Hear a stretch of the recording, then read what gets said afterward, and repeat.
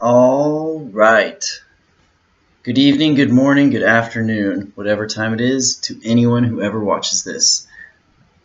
I just have to say, I have a wonderful life. I have a job I enjoy. I make decent money. I have good friends, great family. I've been blessed, and I have great things and enjoy life. And this is one of the funnest things I've ever done. The more and more I'm studying the Bible, the more and more I'm doing these, making these videos for, I doubt if anyone ever watches them. I'm having a blast. This must be what like being on Adderall is like. I look forward to, I can't wait to look that up. I can't wait to look this up. Verified against that. It's so interesting. And I just think, what's a better way to spend my time than looking into God, you know? Like, even if you're questioning if there is a God, what's more important than answering that question and looking into it? And it's fascinating because I also love history. All right, so typically I have a very nice notebook and other notebooks that I use, and I take notes, just jot notes, things to remember on my research on each chapter. And again, I title these always as a simple man. I'm no scholar or anything. But the other night, one of my side hustles is I bounce at a bar. And I know, I'm not very big. And the other night, it was a slow night. So I was just checking IDs, and people weren't coming in because it was real cold out. So I was taking really good notes. And I didn't have a Bible with me, but I had my phone. So I was reading all the versions, comparing them, looking up commentary on them and different theories. Because it was so slow, I didn't really pay attention to anybody in there. But I didn't bring my notebook. So I have just like these weird, I folded papers up and made them into a little notebook here. I'm going to be turning it all over. All right, that being said, let's get into it. Genesis 9. That's what we're on. All right, King James Version. Verse 1, chapter 9. And God blessed Noah and his sons and said unto them, Be fruitful and multiply and replenish the earth. All right, so that's a pretty fun order. You gotta love God. He's never, he doesn't make it too hard. People want to think he makes it hard, but listen to what he's telling us to do. Not a bad gig. But there's something I want to get to. So, right there. And God blessed Noah and his sons and said unto them, Be fruitful and multiply and replenish the earth. Now, I've been trying to find translations, and it's really hard to find Hebrew translations and stuff online. You would think it'd be easier in today's day and age. But basically, I was looking to something that would contradict this because it's just kind of so far out there, but I'll show you. So that's Noah after the flood. Let's go back to Genesis 1. All right. This is right after God creates Adam and Eve. And God blessed them, and God said unto them, this is Genesis 1, verse 28. And God blessed them, and God said unto them, Be fruitful and multiply, and replenish the earth, and subdue it. Why replenish? Like, I was like, that's just English, it's just, but why wouldn't they just say, Be fruitful and multiply, and replenish? That means something in English, and I was trying to figure out if that's just like a mistranslation of Hebrew, if it's just the same word for both, and I couldn't find it anywhere. And to me, it just seems odd that if it's the same word in Hebrew for both, you guys need, fix your language. No, but I just don't know. I couldn't find anything that said the answer on that. But they're both saying to replenish the earth. So obviously you know why I need to replenish after Noah. Why are you replenishing if Adam and Eve are the first ones? This goes back to the gap theory that we talk about in all of our older videos. And some people think that the gap theory is Genesis 1 and Genesis 2 are two totally different creation stories. I don't fall into that camp. I just can't buy that. I totally see, as far as like the creation of the world, between verse 1 and verse 2, and then just throughout the beginning part there, when he creates the heaven and the earth, like that's where I see a lot of the gap coming into play. Because it's not like they're telling us every little detail. But anyway, replenish. Fun orders, but why are Adam and Eve getting the replenish order that Noah also gets? What are you replenishing? And it goes back to the very first, when God's floating over the firmament and it's with formless and void. And then later on, what is it, Isaiah or Ezekiel, or one of them is like, God did not create the earth to be formless and void. Like, that wasn't how he created it. So that falls back into something happened there in the first few verses, time-wise. Most likely this is where the fall of Lucifer happens and everything. And of course we know that later in the Bible we'll get to how God makes this flat-out statement that, time is not the same for him as it is for us. A minute on earth is 1,000 years, blah, blah, blah. So for us to use the concept of time in the beginning, the weeks in the beginning, each day, who are we to say what a day was in the beginning? Thus, let's get to chapter 9. I'm getting way too hung up. This is so much fun. All right. Verse 2, and the fear of you and... All right, let's just start over. And God blessed Noah and his sons and said unto them, be fruitful and multiply and replenish the earth. And the fear of you and the dread of you shall be upon every beast of the earth, and upon every fowl of the air, upon all that moveth upon the earth, and upon all the fishes of the sea. Into your hand are they delivered. So we're given dominion. It's pretty simple. We're given dominion over everything. But the main thing is here, we're no longer have to be vegetarians. Okay? That being said, I don't do this, but do as I say and not as I do. Meat should not be the bulk of your diet. It is for me, and it shouldn't be. Fruits and vegetables should be the bulk of your diet, and that's the way it was in the beginning. But here, he's giving us permission, basically, to eat meat is what we're getting into. And it goes to, obviously, because you can't survive on fruits and vegetables if the whole world was just flooded. You know what I'm saying? All right, and the fear of you and the dread, and upon all the fishes of the sea into your hand are they delivered. Verse 3, every moving thing that liveth shall be meat for you, even as the green herb have I given you all things. But flesh with the life thereof, which is the blood thereof, shall ye not eat. So this is where I really started getting into my research, okay? So again, we're given permission to eat meat. Again, that makes sense. Everything's destroyed. Of the clean animals, remember, we talked about this in the last few chapters, they brought 7 pairs of the clean animals, which are the ones that they're clean, eventually are the ones that we start eating. So these would be like the kosher meats in the Old Testament. And it's stuff that we farm as livestock, we know that's safe to eat for generations. So God knew what he was doing when he gave them to us, and now he's given us permission to eat them. We have enough so that they can multiply. And you might be thinking, what did the cattle and everything eat if everything is flooded? Well, they can eat things that we can't, okay? So let's just put it at that. Grass grows pretty quickly. We can't eat grass. That's not something we can digest. All right, verse 4, but flesh with the life thereof, which is the blood thereof, shall ye not eat. So we can't eat raw meat. We're not made that way. We never have been made that way. Or drink blood. That's another big thing. It's going to be a theme, kind of a lot of stuff throughout the Bible. The blood is very sacred. It's the life blood. It's what gives you life. It's a holy thing. And to spill the blood, like even with Cain and Abel, God heard it from the blood from the heavens. And he does so.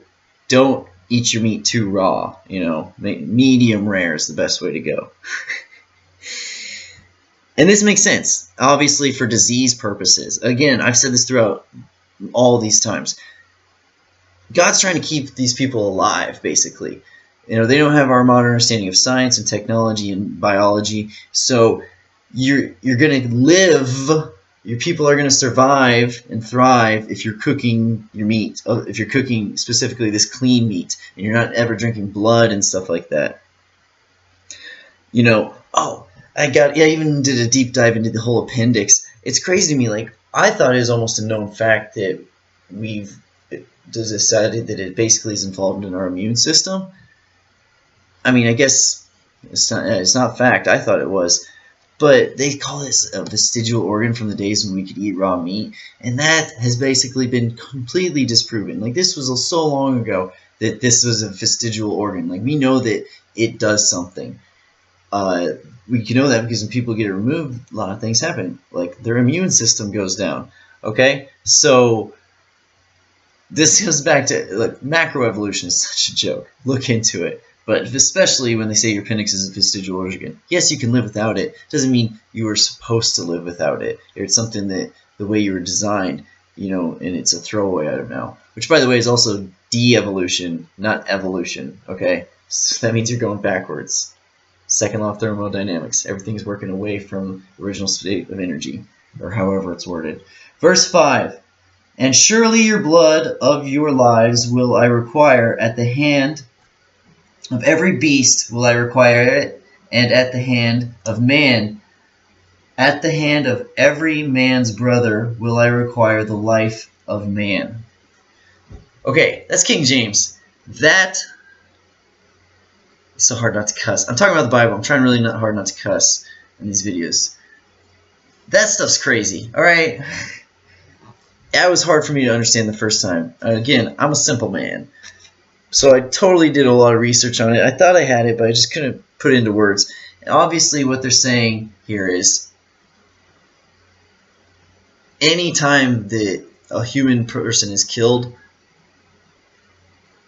that thing that killed them needs to be killed. So right here, it says, blah, blah, blah, blah. And surely your blood of your lives will require it.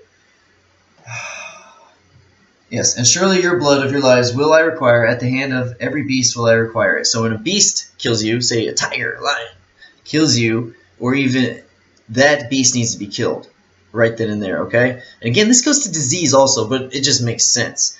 And we know, like, I don't know if you've ever heard of or seen The Ghost in the Darkness, you need to watch that movie. And it's awesome, but what I'm getting at is these animals can acquire a taste for human blood. They really, a lot of animals do. Seriously, watch and look up the true story of Ghosts in the Darkness, the two lions that were just savaging railroad workers in Africa. Alright, they built up a taste for it because of the Arab slave trade coming through there. And these Arab slave traders would just like let the stragglers run behind because they knew the lions would get them, and they kind of saw it as sport. These lions developed a taste, and they developed not being afraid of man and everything. So, obviously, you want to kill animals that kill human beings. And then after that it says, and at the hand of man. At the hand of every man's brother will I require the life of the man. So, when you murder Cain and Abel, when you murder someone, remember, the old rule, you weren't supposed to touch Cain. He had a mark put on him. Do not kill him. Do not harm him. Even though he's cursed. God wanted him to live kind of a cursed life. Now, we are being given a little more authority. Remember, we're created in the image of God. God's giving us the authority to make judgment on His behalf when someone murders, not just kills. Obviously, there's incidences and accidents where death happens by another person's hand. And we'll get into later in the Bible about how that still needs to be taken seriously, but it's not the same. But murder requires life from that person. God does not stand for that. God does not stand for outright cold-blooded murder. If that happens, that person needs to get it too. And that's just what it says. All right, this is the ancient laws of the Hebrews. This is God's law. You know, you don't have to believe it, but that's what it says, okay? I mean, I believe it. I think you should believe it if you're a Christian. But you can be watching this and not be a Christian, obviously. You just are ill-informed. Alright, moving on. Verse 6, whoso sheddeth man's blood, by man shall his blood be shed. For in the image of God made he man. So he made us in his image, so we're not supposed to take our lives, but also he made us in his image. And what is God? God is just, righteous, and loving. So in order to be just, as beings made in his image, we must be righteous and serve justice. That's if you're not just or righteous, you're not loving. If you're not loving, you're not a righteous person. You know, if you're not righteous, you're not just. And this is a just law, and we can all see it with our eyes. And you, this is verse 7, and you, be ye fruitful and multiply, bring forth abundantly in the earth and multiply therein. So have a lot of babies, have a lot of fun with your wife, and start farming basically also. That's all what it's saying. Verse 8 through 9 now. Then God spake unto Noah and to his sons with him, saying, and I, behold, I establish, that's weird how it says I twice there, and I, comma, behold, comma, I, weird old English, I establish my covenant with you and with your seed after you. Alright, so the only thing I really have for these two verses is this Christ? I always wonder that in the Old Testament. I have my theories, and obviously it doesn't really matter either way, but I tend to think it's usually Christ when this stuff's happening. You know, like we said, the Word, that's Christ. Christ is the Word. In the beginning, God was the Word. That's why He speaks everything into creation. That's Christ. And then after that, you know, He says, God saw and it was good. And to me, that always was Christ creates, and His dad's like, nice, I approve of it, sort of thing. Okay, so yeah, I'm pretty sure that that's just means, yeah, and God spake, so voice, the word, that's Jesus, unto Noah and to his sons with him, saying, and I, behold, I establish my covenant with you and your seed after. Verse 10, and with every living creature that is with you, of the fowl, of the cattle, and of every beast of the earth with you, from all that go out of the ark, to every beast of the earth. Okay. Basically, all I'm getting from this is there's no more floods. But will He destroy by other means? Like, that's what's not clear. Listen, I gotta do this again. And with every living creature that is with you, and of the fowl, of the cattle, and of every beast of the earth with you, from all that go out of the ark, to every beast of the earth. Verse 11. And I will establish my covenant with you, neither shall all flesh be cut off any more by the waters of a flood, neither shall there be any more by a flood to destroy the earth. So again, there's just no more floods, but it's not making it clear whether or not some other means will happen. Now we'll get it way later. We got a lot to go. But way later in the Bible, we'll get into how it's pretty clear there might be one by fire coming, more likely. But He's promising there's no flood. Now, obviously, I love God. I respect God. But I also think God has a sense of humor. And I think that this kind of reminds me of genies a little bit, you know. How you got to be very specific about your wish. Now, obviously, you don't make a wish to God. God is making a covenant with Noah. And Noah, you notice in the Bible, God can only make covenants with us. We can't make a covenant with God. Like, we're His creations. He can make a covenant with us. And since He's just and righteous and loving, He will keep His covenant. But obviously, we don't always keep it. But that's the whole thing. You know, He's making the covenant.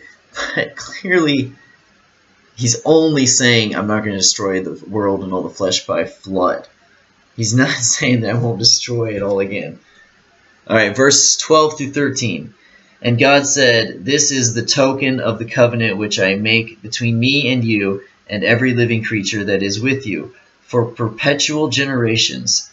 Verse 13. I do set my bow in the cloud, and it shall be for a token of a covenant between me and the earth. Ooh, rainbow. So, I don't know how to say this without kind of being mean, but what do you think of when you think of a rainbow? Is it God and a covenant?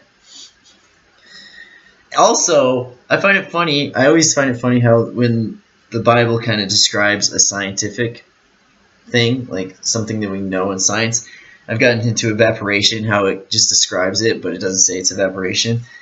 And right here, verse 14, and it shall come to pass, when I bring a cloud over the earth, that the bow shall be seen in the cloud. So, like, when a cloud comes along, but just a cloud, so moisture plus the sun. It's just describing how a rainbow works. Verse 15, and I will remember my covenant, which is between me and you and every living creature of all flesh, and the waters shall no more become a flood to destroy all flesh. So again, we're not going to get destroyed by flood again.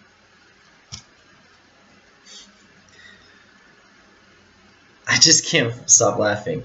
It's bad, but isn't it just typical, like, evil Satan type move to take the rainbow and, like, just put it with, what do you connotate with the rainbow? I wonder. Does that have something to do with the pride and maybe some parades? It's just funny how the devil's always trying to take these holy things and put them onto things that are, it's like the devil's constantly trying to flip God off. And like, God's God. He doesn't care if you're flipping him off. He's God.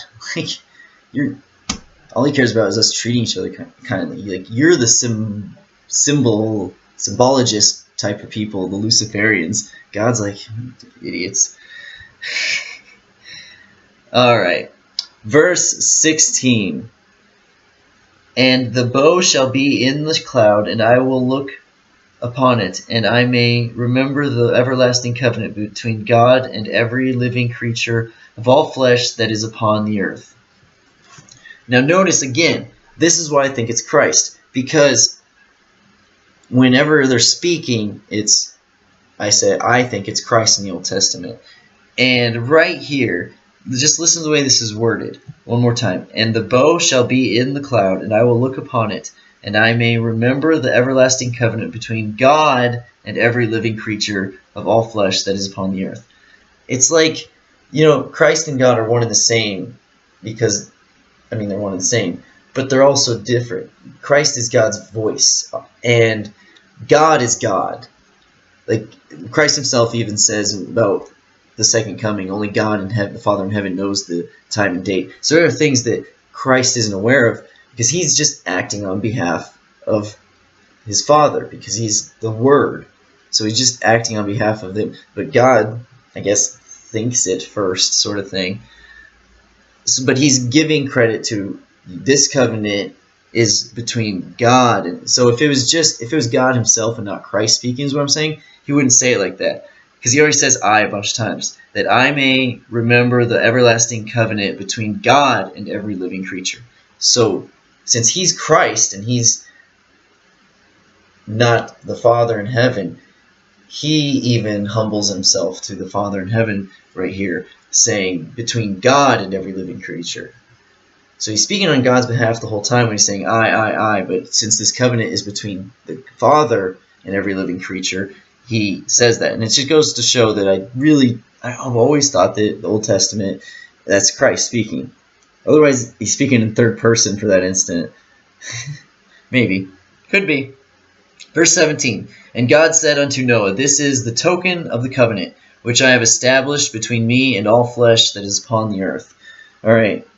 So, basically, again, he's very proud of the rainbow. I know I've been stopping between each verse, but the whole gist of this last, 8 verses is God's pretty proud of this rainbow. This is a big symbol. Always remember this symbol.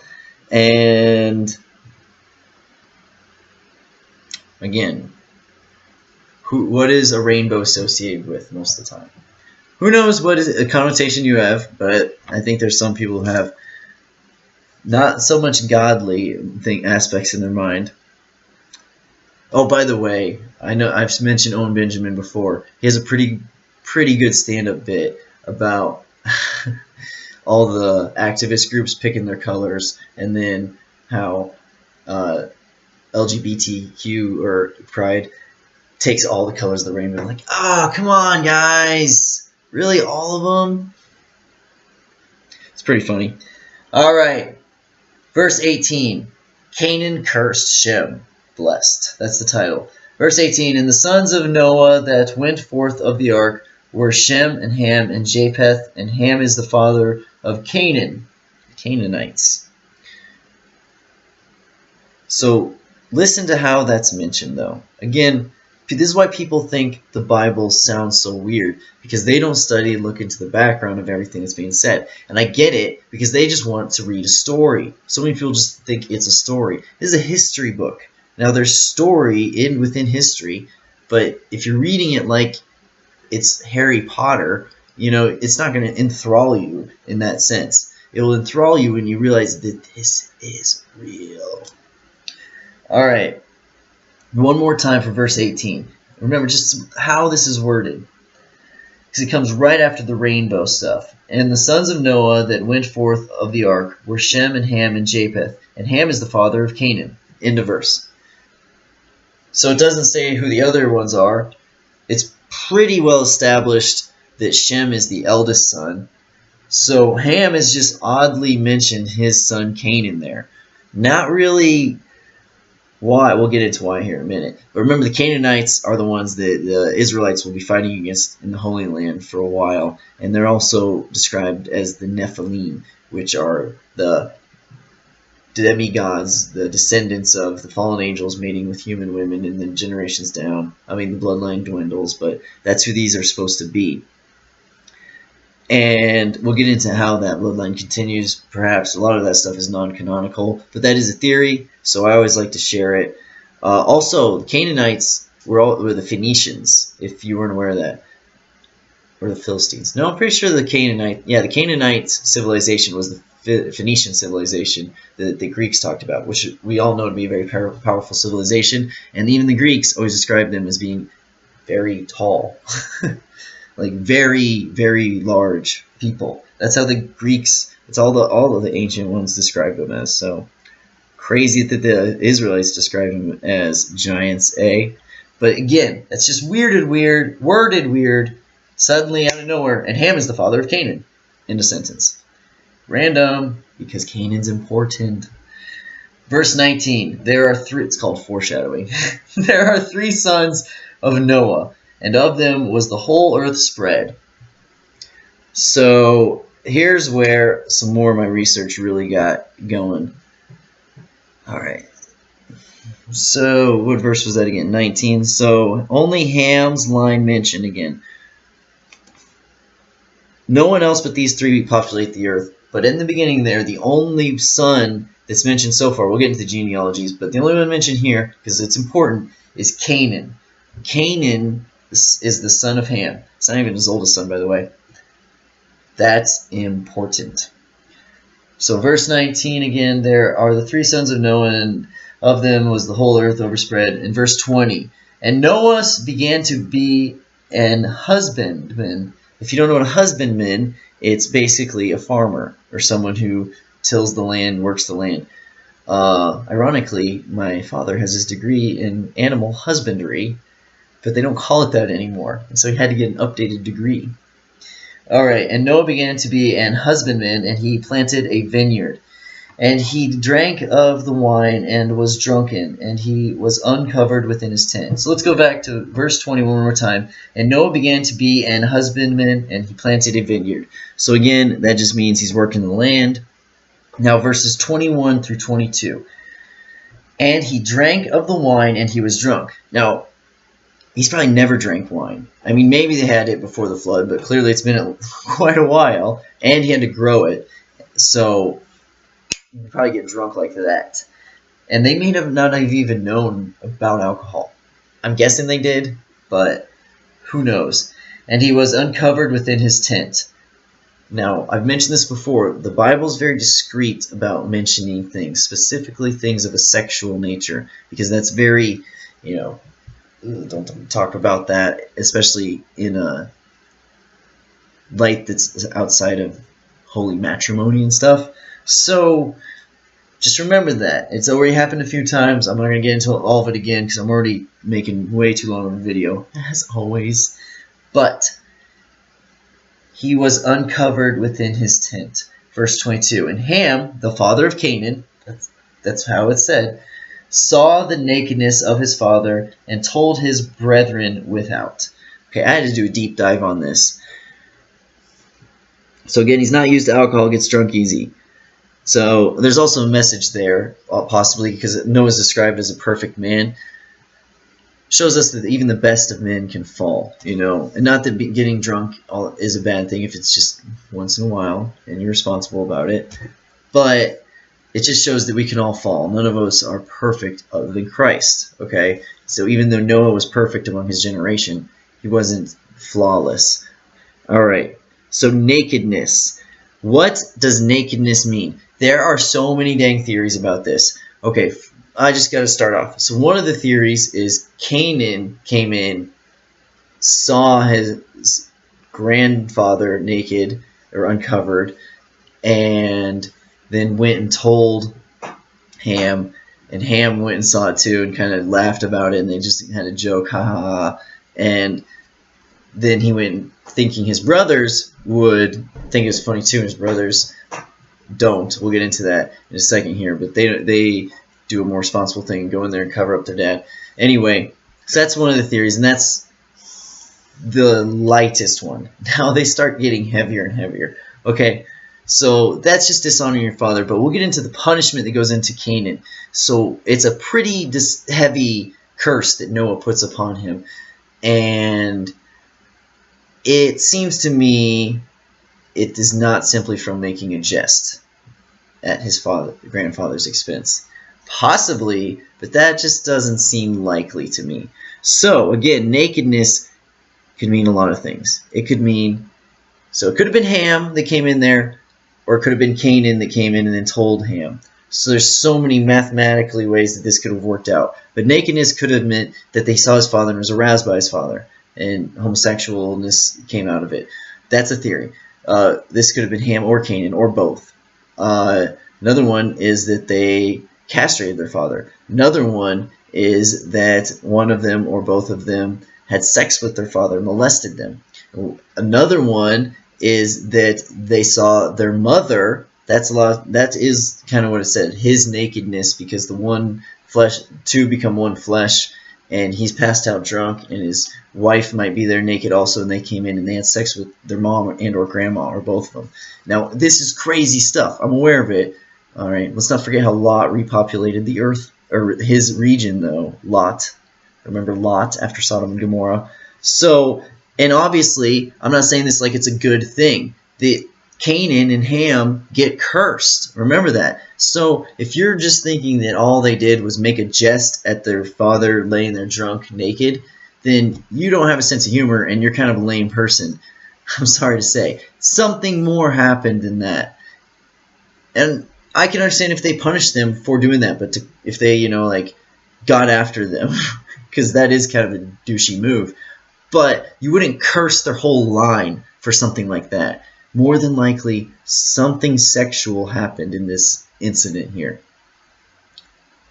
Castrate their father, rape their father, jack off to their father, see their mom, do any of those things to their mom and or grandmother. And most likely it was Canaan that did it, told his brother about it, and his brother went and told his brothers. That's the thing I don't get, though.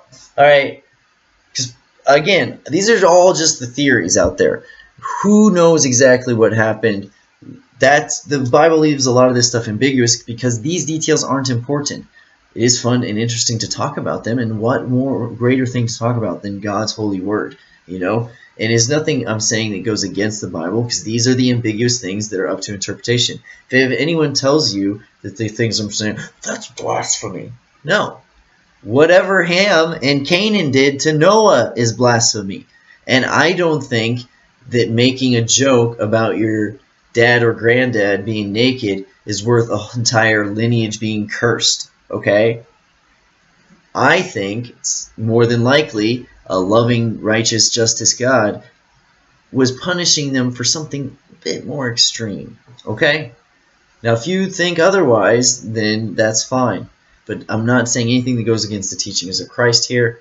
In fact, it was pretty well accepted at the time of Christ that something happened there between Ham and Canaan and a sexual nature. And Christ would have said that was wrong and addressed it if it was A, important, or B, untrue, But that's so crazy. Why would he brag about it? Like, what a dumb... Even if it was, Like, even if it was just that, he thought his brothers would find it funny that they saw their dad naked, and that was all there was to it. Like, you have to know your brothers.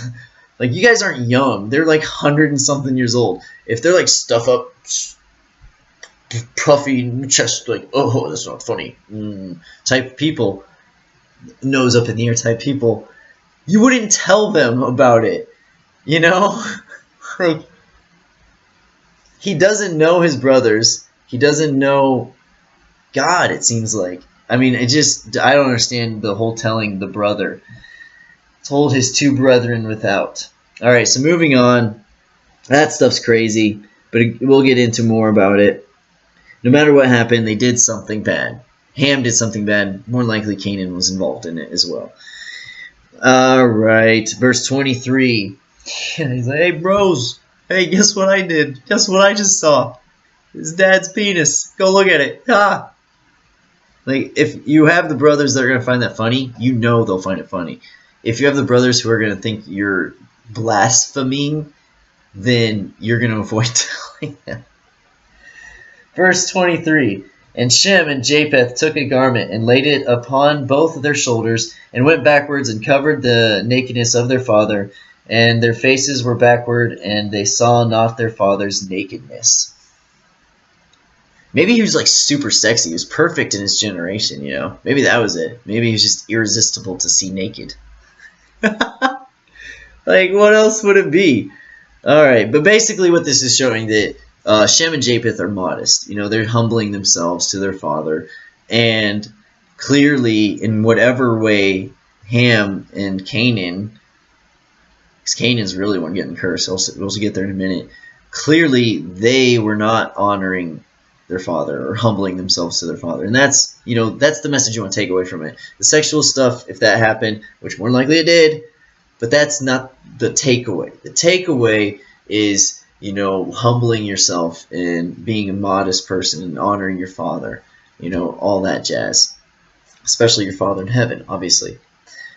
Now, that being said, look, if you're a father, you shouldn't be getting drunk and passing out naked. Like, don't do that.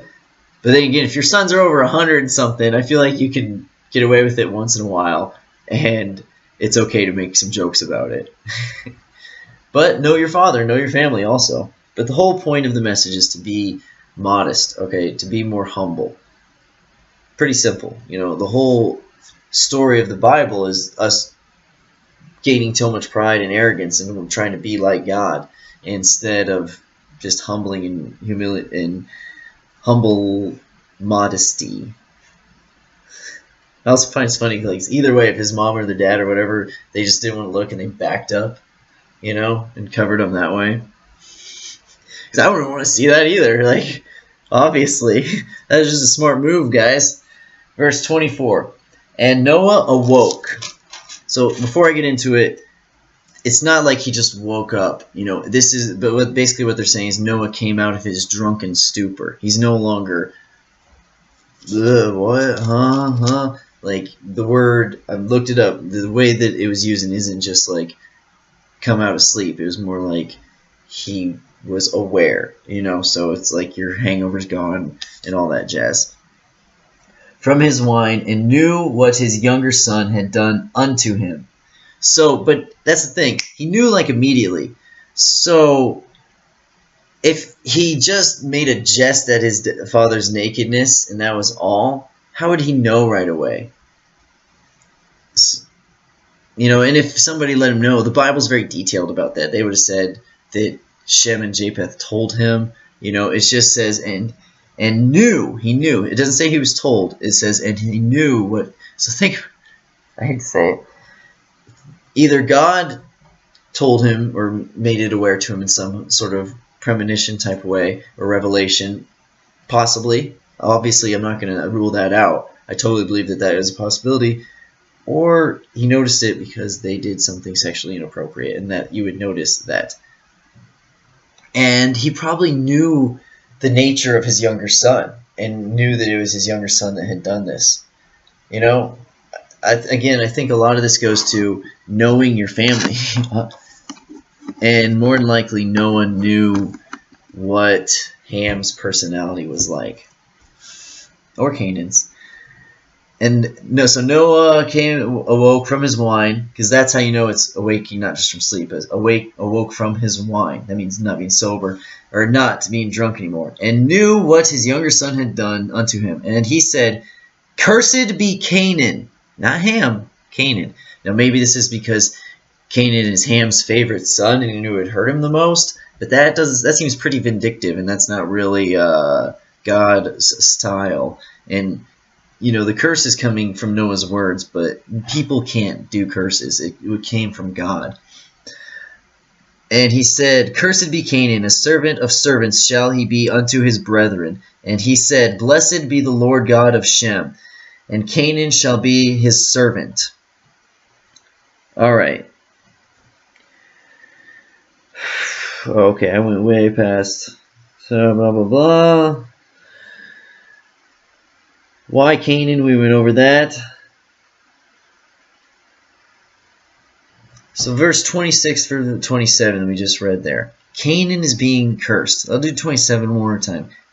God shall enlarge Japheth, and he shall dwell in the tents of Shem. So basically, Shem is going to be over Japheth, is what it's saying, but both of them are going to rule over Canaan's line. Canaan will be a servant to everyone. The Canaanites will always be a servant to the lines of Shem and Japheth because of what they did. And again, you wouldn't be so cursed if they just made a joke about their dad. Like if you think that, it's just doesn't coincide with the rest of the Bible. Okay? Verse 28. And Noah lived after the flood 350 years, and all the days of Noah were 950 years, and he died. Okay. So Noah still has old blood, and Canaan is cursed. So we'll see progressively the descendants living less and less long lives until we get to about Abraham and his descendants. And then they really start getting to that 120 mark, which is mentioned in Genesis 6. So, but of Noah's perfect line, they really keep living a lot longer lives. And again, Canaan is cursed for something, whatever, seeing the nakedness and uncoveredness of Noah, which is what they say Ham did. Canaan, which keeps being brought up randomly, is cursed. So if we want to know where I'm getting a lot of these ideas, there's tons of non-canonical books that talk about it. Jasher is one of the more prevalent ones that I think talks about this. But in reality, as always, the only thing that's truly important is believing in Christ. I'm always going to come back to that Christ, his message of loving God above all else and loving your neighbor. The rest of this is just fun to talk about and interesting theories and side notes, okay? We know that those sexual things that may have happened between him and whatever his father's nakedness was, and Canaan being involved, it's not changing the message of the story. And we know that those sexual depravities are totally against God's teachings. So it's okay to say that that would cause such a heavy curse. Now it says, again, that Ham is the one that saw this and told his brethren. But it is in other texts, and it's very likely that Canaan was involved. Because, again, Canaan is the one who continues to be brought up, and his line is cursed. And we'll get into it again, but remember, these are the Canaanites later on. The Canaanites are also the Phoenicians, okay? All right, as always, this was so much fun. Thank you. If I ever have a viewer, God bless.